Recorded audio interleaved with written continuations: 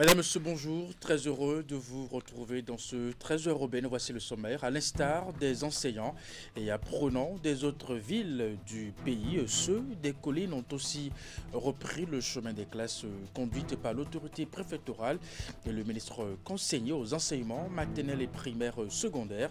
L'équipe est allée constater l'effectivité de la rentrée. Paulin Benoît et sa suite ont procédé ensuite au lancement des activités dans les cantines.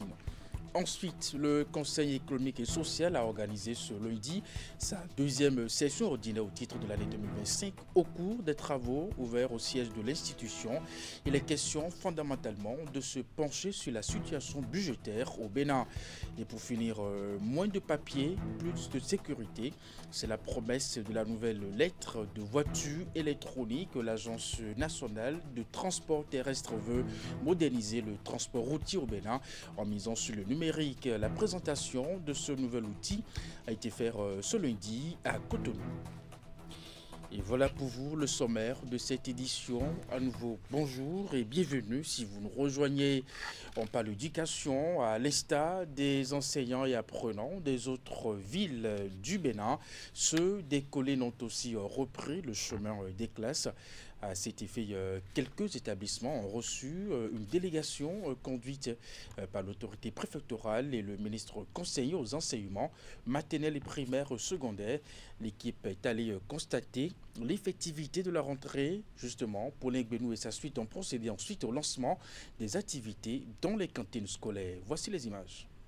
Après plus de 2 mois de vacances, l'école s'éveille de nouveau au Bénin. Maternelle, primaire ou secondaire, les lieux de savoir ont ouvert leurs portes ce lundi. À l'instar des établissements des autres régions, ceux du département des collines ont également repris les activités. Déjà, nous avons passé de bons moments de vacances, j'espère.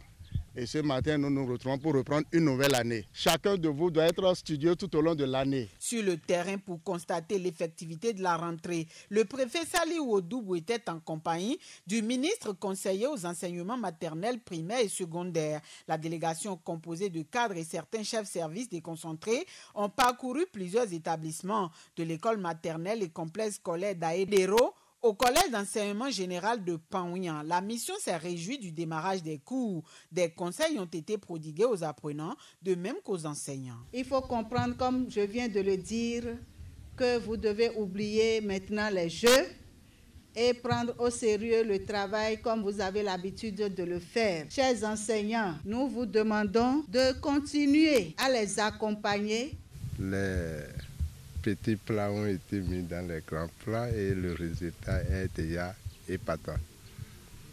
Nous demanderons à nos enfants qu'ils donnent le meilleur d'eux-mêmes pour être véritablement notre espoir. Saisissant l'aubaine de cette descente, la délégation s'est aussi assurée du lancement des activités des cantines scolaires. À travers cette initiative, le gouvernement entend mettre les enfants dans les meilleures conditions de travail et a augmenté les chances de rétention des apprenants, surtout les plus vulnérables. Et quand on est arrivé, vous voyez, c'est un repas assez équilibré, parce que chaque enfant de CIA a la protéine, il a l'œuf, et puis c'est pour le bonheur de l'école béninoise. Mais nous vous rassurons que dans le budget de 2026, il y aura la cantine pour tous les écoliers des écoles maternelles et primaires sur toute l'étendue du territoire. Tout comme les années antérieures, sous le régime de la rupture, toutes les dispositions sont prises afin que l'année scolaire 2025-2026 se déroule normalement. Chacune des parties prenantes est également invitée à jouer convenablement sa partition pour que les résultats escomptés soient atteints. Et bien voilà une descente qui a donc sévi de cadre des formations, mais aussi pour inviter chacun des acteurs impliqués à jouer convenablement leur partition. Le Conseil économique et social a organisé ce lundi sa deuxième section ordinaire au titre de l'année 2025 et au cours des travaux ouverts au siège de l'institution. Il est question fondamentalement de se pencher sur la situation budgétaire au Bénin. Florence Bossard, Elvis Tonoukoua. Le programme de cette deuxième session ordinaire est assez chargé. C'est reparti pour 30 jours de travaux intenses au Conseil économique et social.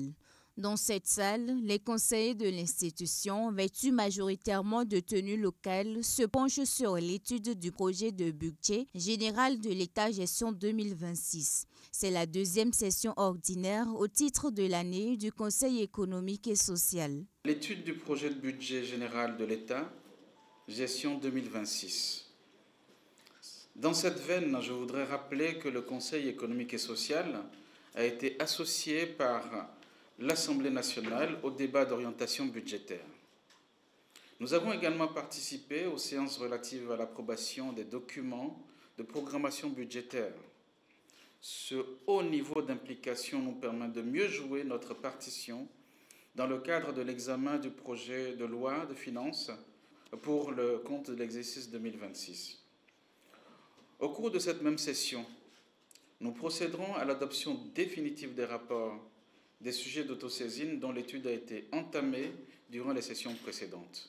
Ces conseillers auront donc l'obligation de présenter au gouvernement et à son chef la contribution que l'institution entend apporter, ceci dans le cadre de la conception et la mise en œuvre des politiques publiques de développement du Bénin.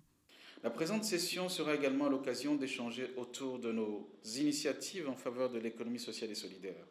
À cet effet, un atelier sera organisé à votre intention par le bureau du CES avec la contribution des partenaires engagés à nos côtés. Les comptes rendus et procès-verbaux de nos sessions, tant au niveau national qu'au niveau départemental, seront également examinés et adoptés. Au cours de la même session, nous démarrerons l'étude de nouveaux sujets d'autosaisine qui sont également d'un intérêt social majeur pour notre pays. Cette deuxième session ordinaire de l'année intervient dans un contexte où le Conseil économique et social est en deuil. 1 minute de silence a été observée à l'occasion en mémoire du deuxième vice-président de l'institution, Emmanuel Golou, décédé le mardi 2 septembre 2025.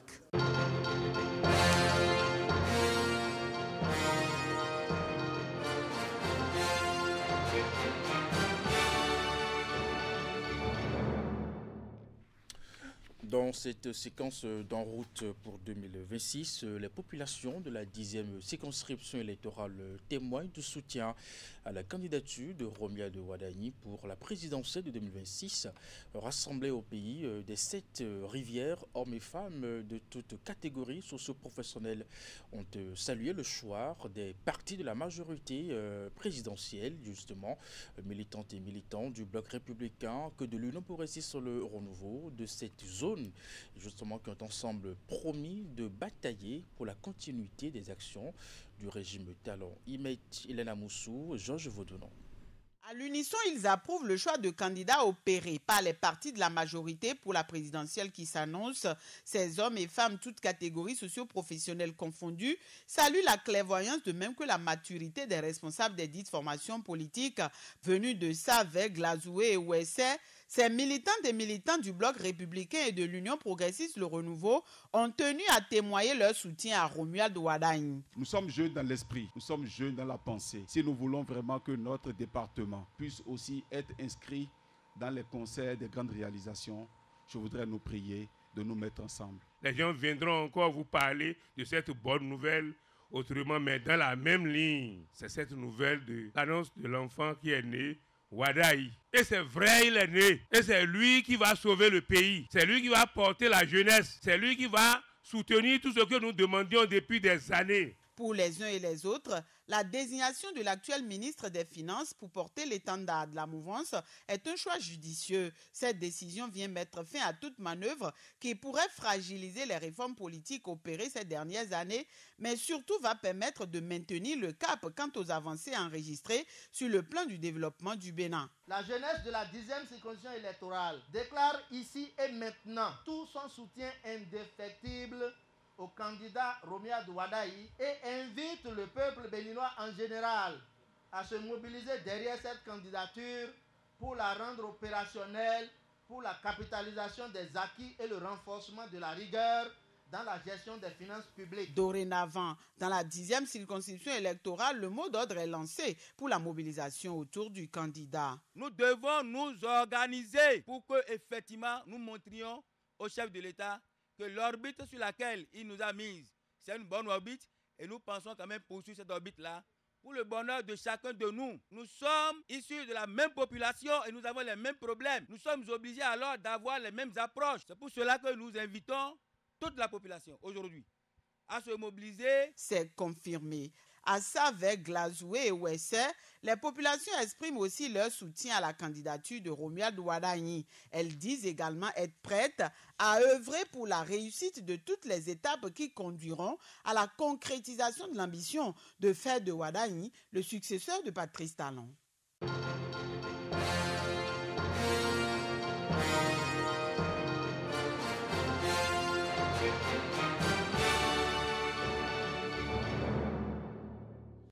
Dans la suite de cette édition, moins de papier, plus de sécurité, c'est la promesse de la nouvelle lettre de voiture électronique. L'Agence nationale de transport terrestre veut moderniser le transport routier au Bénin en misant sur le numérique. La présentation de ce nouvel outil est faite ce lundi à Cotonou. Les professionnels du secteur de transport de marchandises routiers sont unanimes sur cette proposition. Voici les images.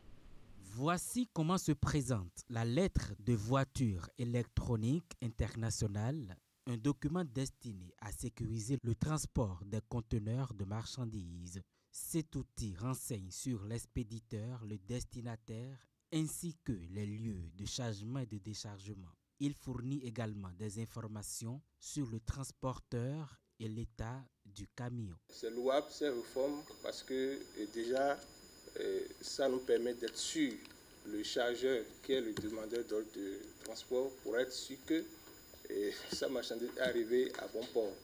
Alors la lettre de voiture, c'est l'écrit. Selon la douada, c'est l'écrit qui constate le contrat de transport entre le donneur d'ordre et le transporteur. Donc ce document, c'est un document qui existait, mais c'était un document écrit. Avec les réformes sur avec la plateforme électronique du SIGFR, ce document, c'est un document dématérialisé qui devient de point électronique. Présenté aux professionnels des médias en vue de sa vulgarisation, la lettre de voiture électronique internationale constitue une réforme saluée par les bénéficiaires. Son obtention se fait via SIGFR, le système électronique de gestion du fret routier au Bénin. Pour l'avoir, c'est sur la plateforme SIGFR. C'est en deux phases. Il y a les centres générateurs de fret qui ont déjà en place à leur niveau une plateforme électronique qui vont utiliser leur plateforme électronique pour la délivrance des lettres de voiture électroniques. Mais ceux qui n'ont pas encore un système électronique pour gérer les opérations à leur niveau, ils utilisent directement la plateforme du SIGFR. Pour délivrer la lettre de voiture, il faut s'enrôler. Il faut que le transporteur qui a la marchandise s'enrôle. C'est un transporteur agréé, avoir l'autorisation, avoir la carte de transport sur la plateforme et enrôler également le conducteur, le conducteur qui doit prendre la marchandise. En dématérialisant ce document, l'Agence nationale des transports terrestres, ANAT, œuvre ainsi pour davantage de transparence et d'équité dans les procédures de transport. Pendant 5 jours, Cotonou est le carrefour de l'information pour l'UEMOA. Des journalistes des 8 pays membres de cette organisation sont au Bénin pour un séminaire de formation afin de renforcer les capacités à décrypter les politiques, la gouvernance et les grands chantiers économiques de l'UEMOA. Une de nos équipes suit de très près cette initiative cruciale qui vise à rendre les enjeux de l'intégration régionale plus accessibles au grand public. Voici les détails. Ils sont les voix et les plumes qui portent l'information aux 4 coins de la région. Pendant 5 jours, les journalistes des 8 pays de l'UEMOA se retrouvent pour un séminaire de formation. Au menu des assises de Cotonou, les politiques, la gouvernance et les chantiers économiques de l'Union. Une initiative destinée à renforcer la capacité des médias à décrypter les défis et les avancées de l'intégration régionale. Je pense que c'est une opportunité d'immersion, de réseautage des journalistes, des médias, des 8 pays membres de la commission de l'UEMOA de se retrouver à Cotonou pour une session de formation, de sensibilisation, d'échange et de réseautage sur les grands chantiers de la commission de l'UEMOA et sur certains sujets cruciaux, certains outils dont les médias ont besoin pour mieux faire leur travail d'accompagnement pour l'intégration économique de notre espace communautaire. Cette session de formation porte principalement sur 2 documents de référence stratégiques pour l'Union. Comme vous le savez, l'année dernière, l'Union a célébré ses 30 ans avec la fin d'un plan stratégique. Et donc, il était utile et pertinent de développer ensemble avec les différentes parties prenantes une nouvelle vision pour l'Union à l'horizon 2040. Et sur la base de cette vision, nous avons décliné un plan stratégique qui porte sur la période 2025-2030 et que nous avons appelé Impact 2030. Tous membres de la plateforme des médias de l'UEMOA, ils sont des journalistes confirmés spécialisés dans les questions d'économie et de développement. Leur mission est de sortir des discours techniques pour rendre les enjeux de l'Union accessibles au grand public.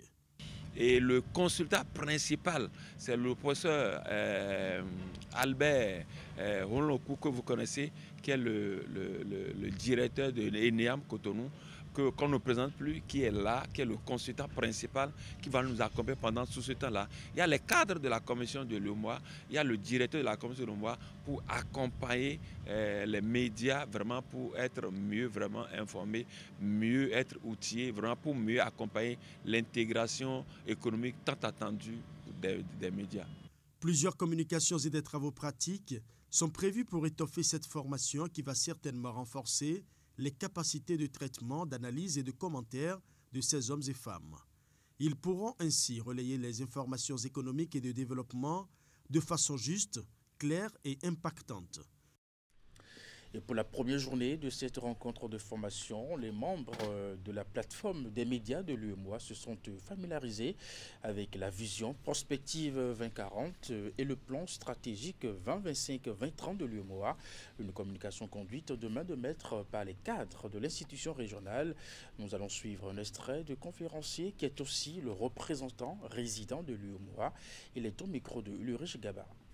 La vision prospective 2040, c'est de voir déjà faire un diagnostic, un bilan de ce que nous avons pu faire durant les 30 ans passés, mais également se projeter pour l'avenir, voir quels sont les défis que nous avons à relever pour que l'avenir de l'Union soit meilleur pour le bénéfice des populations. Puisque lorsque nous parlons de marchés communs, par exemple, la libre circulation des biens, c'est bien les ressortissants qui font le commerce. Lorsque nous parlons de libre circulation des personnes, ça concerne les ressortissants. Lorsque nous parlons de libre prestation de services, ça concerne les populations. Donc, d'une façon générale, c'est comment améliorer tout cela. Il y a des acquis majeurs, ça c'est clair, parce que nous sommes aujourd'hui une union douanière avec un marché commun qui fonctionne, la concurrence qui fonctionne. Nous avons un cadre macroéconomique avec la bonne gouvernance au niveau des États et autres, et nous développons certaines politiques sectorielles au bénéfice des États dans le domaine de l'agriculture, des populations, dans le domaine de l'agriculture, dans le domaine de l'énergie, les transports, ainsi de suite. Ça concerne les ressortissants communautaires. Mais le défi, c'est que nous avons encore, au niveau des frontières, surtout terrestres, nous avons des défis à relever, voyez-vous, parce qu'il y a encore des obstacles non tarifaires, des obstacles à la libre circulation des personnes que nous devons lever. Le diagnostic que nous avons fait également, c'est que nous avons une faiblesse dans le domaine de la compétitivité. Alors, si nous avons des faiblesses en termes de compétitivité, c'est lié fondamentalement aux facteurs de production, c'est-à-dire l'énergie, n'est-ce pas, mais également la formation professionnelle pour avoir une ressource humaine de qualité. Et nous avons des problèmes de compétitivité également liés au transport, parce que pour que les hommes et les biens circulent, il faut pouvoir se déplacer. Et là, nous avons également un certain nombre de faiblesses que l'Union entend relever pour la période sur laquelle porte la vision d'ici à 2040, avec un plan stratégique où nous allons appuyer la transformation structurelle des États parce que des économies des États, parce que nous sommes dans des économies encore extraverties, c'est-à-dire que nous commerçons beaucoup plus avec l'extérieur qu'entre nous, et cela parce que nous ne transformons pas ce que nous produisons. Et nous avons tendance à exporter nos matières premières qui sont transformées et qui nous reviennent. Donc comment travailler pour développer des chaînes de valeur au niveau local, développer la transformation, l'industrialisation, et comme je l'ai indiqué, avec un accompagnement en termes d'énergie, qui sera, en tout cas, qu'il faut produire en abondance et à moindre coût pour que nos économies puissent être compétitives. Donc tout cela, je pense que ça va bénéficier aux populations de notre Union. Les étudiants de l'école supérieure en management du tourisme et hôtellerie-restauration ESMAT Bénin disposent désormais d'un cadre de haut niveau pour mettre en pratique la théorie acquise en salle de cours. Un accord stratégique de coopération a été paraphé, bien entendu, par l'établissement privé et international Nobila Airport, hôtel de Cotonou. Le mariage célébré devant apprenants, parents et enseignants au siège de l'institution hôtelière dans une ambiance colorée vise à promouvoir l'excellence dans le secteur du tourisme et de la restauration. Hugues Vigningbe, Rachidi Soubirou. Voici l'acte qui officialise l'union entre ESMAT Bénin et International Nobila Airport Hotel. Les deux établissements s'engagent, l'un à offrir un espace professionnel de qualité pour la croissance des compétences théoriquement acquises par les étudiants et l'autre à mettre à disposition ce capital humain. À travers cet accord, nos deux structures visent à créer une synergie entre le savoir et les cours pratiques. Et cela reste une innovation majeure. Il s'agit donc d'un accord stratégique dans le domaine de la formation en tourisme, hôtellerie et restauration au Bénin, qui s'inscrit dans la vision du gouvernement de faire du secteur tourisme, hôtellerie, restauration un levier de développement. Cette alliance stratégique répond à une vision commune, former une nouvelle génération de professionnels de l'hôtellerie et du tourisme, équipés de compétences techniques les plus pointues et imprégnés des valeurs d'excellence qui font la renommée de l'hospitalité béninoise. Il faut dire que Nobila Hotel n'est pas un petit hôtel, c'est un hôtel 4 étoiles et c'est un hôtel qui contribue à l'épanouissement du tourisme dans notre cher et beau pays depuis plusieurs années. Un partenariat gagnant-gagnant qui reçoit l'onction de la Direction générale de l'enseignement supérieur signe que l'ESMAT Bénin est une épaisse conforme aux exigences de l'État en termes de qualité de formation. Il est important de préciser que la Direction générale de l'enseignement supérieur effectue une inspection, au moins une inspection à ESMAT tous les ans. Et de 2021 à ce jour, je suis heureux de vous dire que ESMAT a toujours reçu un avis favorable. Cet accord stratégique entre Nobila Hotel et ESMAT Bénin ouvre un tunnel pour le renforcement de l'employabilité des jeunes diplômés des secteurs de l'hôtellerie et de la restauration. La cérémonie est marquée par un entracte spectaculaire où, habillés en réceptionnistes, serveurs et guides d'hôtel, les étudiants déploient sous les yeux admiratifs du public toute l'étendue de leur talent. Et pour finir cette édition, la communauté internationale a célébré la journée mondiale des premiers secours. Cette année, la célébration est placée sur le thème « Sauver des vies dans un climat changeant ». Et en marge de cette célébration, la Croix-Rouge béninoise a organisé une séance de sensibilisation à l'OCOSA à l'intention des membres de la plateforme de réduction des risques. On fait le point avec Nassis Alocef, le rendez-vous. Monsieur, est-ce que vous m'entendez? De la théorie à la pratique, une simulation improvisée séance attenante pour montrer à l'assistance comment apporter les premiers secours à une victime. Nous sommes en face d'une victime qui est inconsciente mais qui respire. C'est l'une des activités retenues par la Croix-Rouge béninoise pour la célébration de la journée mondiale des premiers secours. Cette journée nous rappelle que savoir sauver une vie n'est pas un privilège, mais un droit fondamental. Un savoir qui transcende les frontières, les âges, les cultures. Cette année, notre célébration prend une dimension nouvelle, urgente et universelle. Une dimension qui a inspiré aux organisateurs le choix d'un thème évocateur pour la célébration de cette journée cette année. Sauve des vies dans un climat changeant. En effet, le climat a un impact très important sur les catastrophes telles que les inondations, les sécheresses, événements dans lesquels la connaissance des premiers secours vraiment est primordiale pour nous permettre d'être résilients et de pouvoir porter secours aux populations qui en ont le besoin. Et pour contribuer à l'amélioration de la résilience des populations, les émissaires de la Croix-Rouge béninoise ont donné aux participants de nouvelles astuces tout en insistant sur l'importance des premiers secours. Lorsqu'une situation d'urgence se présente, c'est nous, voisins, c'est nous, papa, maman, qui sommes proches de cette situation-là. Et si nous ne sommes pas en mesure de porter les premiers secours à cette personne qui est dans cette situation, on peut arriver au pire. Les communications ont été suivies de débats avec une séance assez participative. J'ai été incroyablement heureuse et impressionnée de remarquer l'intérêt et la passion pour les premiers secours qu'il y a ici à Lokossa. Au retour, au niveau de chaque foyer, de chaque maison, vous puissiez renouveler cette formation au niveau de vos familles. Au nombre de nouvelles astuces montrées aux membres de la plateforme de réduction des risques ici à Lokossa, il y a l'application Premier Secours à travers laquelle tout propriétaire d'un smartphone peut apporter les premiers secours à une victime, et ceci sans être forcément un spécialiste du domaine. Lokossa bénéficie ainsi d'une expérience unique en marge de la célébration de la Journée mondiale des premiers secours, fixée à la date du 13 septembre de chaque année.